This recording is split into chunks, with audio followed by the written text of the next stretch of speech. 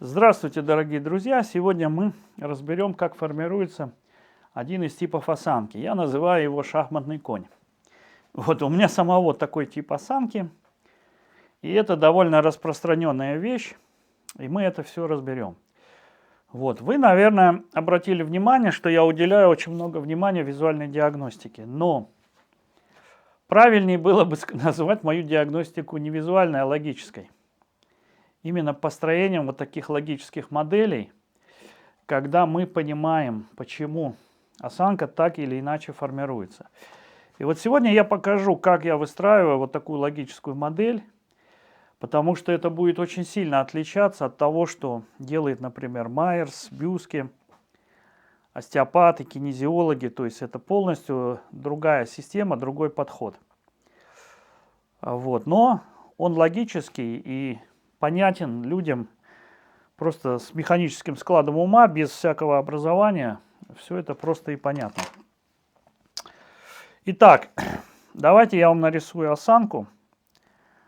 Ну, давайте сначала я нарисую просто ровную. Ну, вот мы имеем ровную осанку. И вот я нарисовал измененную осанку, так называемый шахматный конь.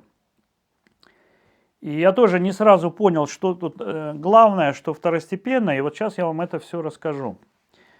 Здесь обязательно вот присутствует такой наклон таза вперед и наклон голени вперед. И когда-то я считал, что это первопричина, но оказалось, что нет. Оказалось, что первопричиной здесь является именно возникновение сутулости. Вот возникновение сутулости вот так целиком меняет всю осанку. В том числе поднимает свод. Да, для вас это может звучать дико, но поднятый свод – причина того, что у вас возникла сутулость. И укоротились косые мышцы живота сбоку. Итак, давайте я вам сейчас расскажу, как это все формируется. Сутулость сместила вес назад. И у вас происходит фактически падение назад. Давайте я это покажу. Вот смотрите. Вот я смещаю, видите, назад, и я просто падаю назад, если смещается грудная клетка. Почему она смещается? Потому что ее тянет вот здесь внутренняя косая. Ну, не только внутренняя, но и наружная, но внутренняя сильнее. И вся вот эта боковая поверхность, здесь также могут быть межреберные. Они и будут укорочены. Как правило, эта линия укорачивается целиком, редко по отдельности. И вот такое вот укорочение, это связано с тем, что мы вот сидим в креслах, да? Сидим в креслах, в стуле полулежа. Как вот в автомобиле, в самолете, в кресло, диван, вот это все формирует именно вот такую вот сутулость. И вот этот тип сутулости, он приводит к смещению грудной клетки назад. Вес сместился назад. Тело должно это как-то скомпенсировать, иначе мы упадем. И тогда тело выдвигает таз вперед. И мы получаем вот такую вот конфигурацию. И вот она, пожалуйста, знакомая нам осанка. Соответственно, у нас будет наклон голени вперед и наклон таза вперед. Ну, как правило, это будет не обязательно вокруг относительно тазовой кости, но относительно пола на первом этапе. Вот. Но когда эта осанка была длительна, у вас что произойдет?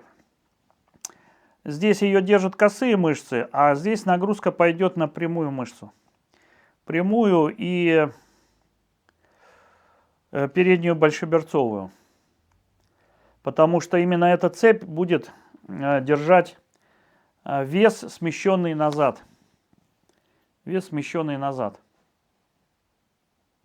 Но это легко проверить. Вы просто вот так начинаете нагибаться назад, и вот так постойте, и вы почувствуете, что у вас устанут прямые мышцы бедра и передняя большеберцовая. Вот. Если смещение сильное, то передняя большеберцовая сильнее устает. Если смещение не очень, только прямая.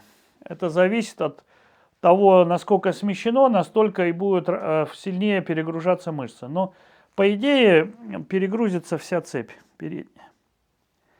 В большей или меньшей степени какая-то мышца будет сильнее, какая-то слабее.